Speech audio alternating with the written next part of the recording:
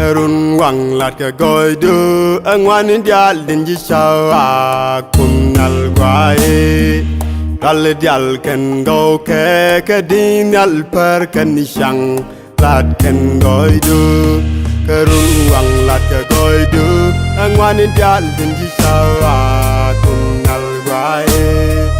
dal dial ken go ke din al per kan shang lat ken goy du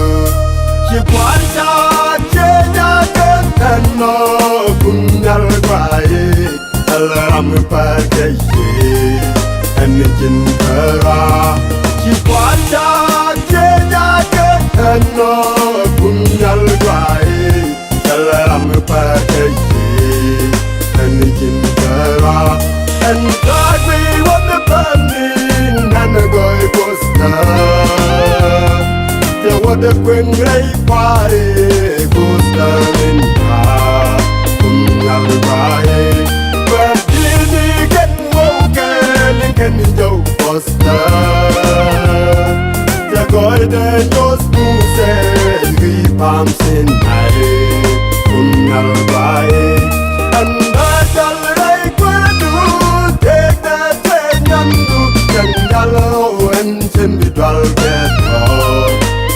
Nalaganda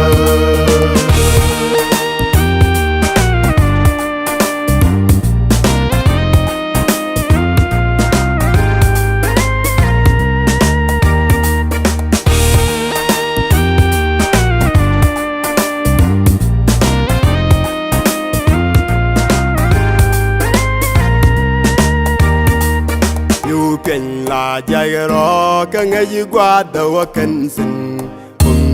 Gwai Awa meke liu de Salaram ngaj pek de Eni jin kara Yu ken la jayaro Ka ngaji kwa tawa kensin Kunal gwai Awa meke liu de Salaram ngaj pek de Eni jin kara Shikwacha